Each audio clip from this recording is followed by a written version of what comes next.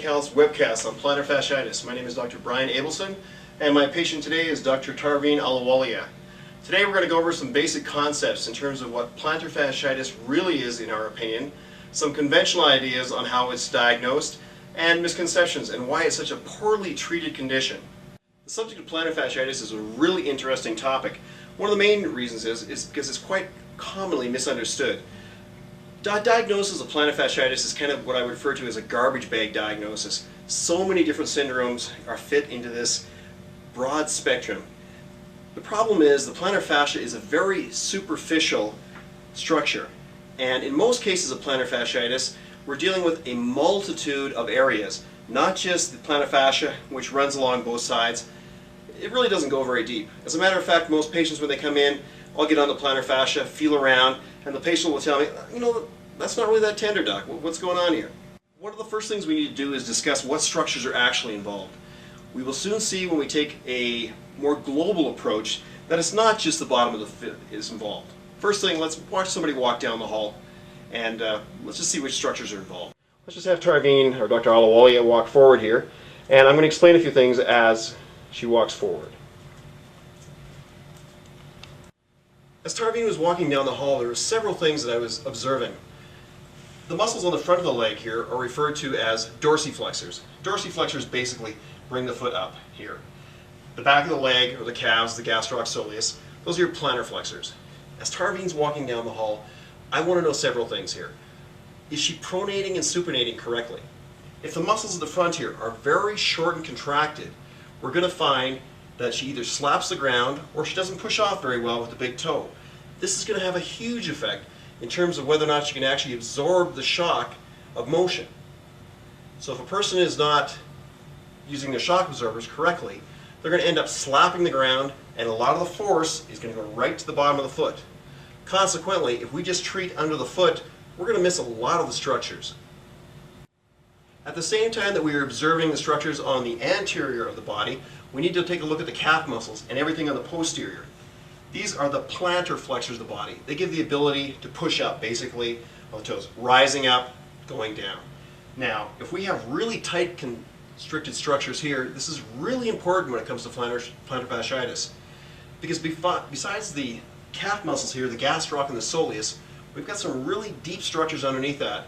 In anatomy, we use certain mnemonics such as Tom, Dick, and Harry.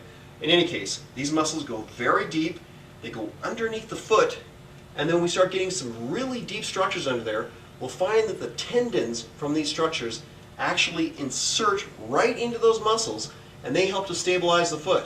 So any kind of tension back in the calf muscle here will cause alterations in pronation and supination. Extremely important in cases of plantar fasciitis. If we're going to look at the entire kinetic chain in regards to plantar fasciitis, we won't just stop with the foot, the lower extremity, but we'll also consider what's happening a little bit farther up. The upper leg, the femur, is it torqued out to the side? If that's the case, that's going to put a huge amount of stress all the way down the leg.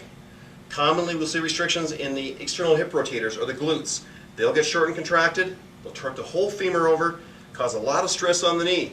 This will cause stress on the calf muscles. So once we've determined what structures are actually involved in a case of plantar fasciitis, we're going to get in and treat the area. Basically, common mechanisms in how this even came around in the first place may be due to repetitive motion. The person is on their feet for a long period of time. If it's a runner, repetitive motion from running, worn out shoes, a number of different factors. In any case, structures will get stressed, we'll start to get little micro tears in an area. This will cause an inflammatory response. Next thing the person starts to lay down cross-fibrous adhesions. These cross-fibrous adhesions actually act as glue, and they inhibit the motion of one area sliding over another. This creates a friction syndrome. And next thing you know, you've got the scar tissue formation, and the person gets plantar fasciitis. Now let's talk about the actual treatment. Again, we've identified the structures that we need to treat, and we may need to work all the way from up in the hip, side of the leg, could be anterior, posterior. Very commonly, we're going to get on and work on the anterior structures. Even though I talked about the posterior structures going down and actually inserting in the bottom of the foot here, the anterior structures are extremely important. These are because they are the antagonists to the muscles back here. It's kind of like I'm trying to contract my bicep here. My tricep has to relax in order for me to get full contraction of my bicep. Same thing here. If I've got short Dorsi Flexors at the front here, my plantar flexors, my calf muscles at the back here are going to have to work extra hard. Again, things won't work correctly, we'll lose our shock absorption. So, basic theory, we're going to get in, we're going to shorten structures, and we're going to take them from a shortened position to a lengthened position, such as I am here on the Tibialis Anterior, working down all the way through these structures, and then eventually getting on the bottom of the foot. Same thing. Quite often, as I mentioned, we might even get on the plantar fascia. In most cases, it's not even tender. There's a really tight band of tissue called the aponeurosis underneath here. That is often involved, but it's really the deeper structures, and we literally have to get in, push them out of the way, and get on those deeper structures. Once we've established the cause of plantar fasciitis and the appropriate method of treatment, it's very important for us to follow that up with exercises. Exercises that will increase your flexibility, strength, balance, and proprioception. We will begin by going over a series of stretches that will work on lengthening out the muscles in the plantar area and associated structures in and around. We begin by stretching out gastroc and soleus. The gastroc and soleus is found behind the lower leg or the calf area. Place our hands up against a wall. One foot will be forward and the other foot will be placed behind that. We make sure that our back foot is placed firmly on the ground and that as we're doing the stretch, the heel does not come up. You begin by bending your forward knee, and as you bend your forward knee, you'll get to a point where you will feel the stretch in the gastroc area. Once you feel that stretch, you're going to hold that position for 30 to 60 seconds. The next stretch is to stretch out the soleus muscle, which is found underneath the gastroc. We go from this position and we bring our back foot a little bit closer, and we do a similar type of motion where we bend our forward leg and our back leg, and as we bend down, you will feel the stretch lower in the calf.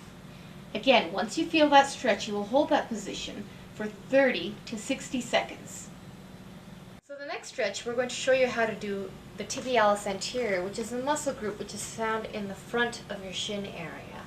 It's best to do this one on the ground, where you sit down. Make sure your feet are against the ground there, and as you sit down, you're going to come back and lean back. As you're leaning back, you're going to feel that stretch running along the front of your shin muscles. And again, you hold this position for 30 to 60 seconds. The last stretch we're going to show you will work on lengthening the hamstring muscle group, which is behind your upper leg, so from your hip all the way down to your knee. We will place ourselves in a laying down position, and then we will bring our leg up. Try not to hit furniture in the room as you bring your leg up. And then you'll try to bring your toes down towards your nose. And as you assume that position, you'll feel a stretch going all the way down here. And you hold this position for 30 to 60 seconds. In the day and age of internet and Google, you often wonder what you're going to do with those yellow pages that you get once a year. Well, we've got an exercise for you. It's called calf raises. So you begin by taking that big, huge Yellow Pages book, put it on the ground, and stand up on top of it. And then you bring your heel all the way down and up as high as you can. Down, up as high as you can.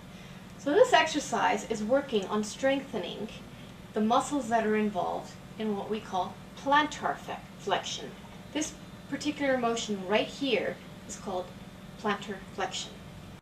We hope that you found our plantar fasciitis webcast informative. If you have any other questions, please visit our website at www.drabelson.com.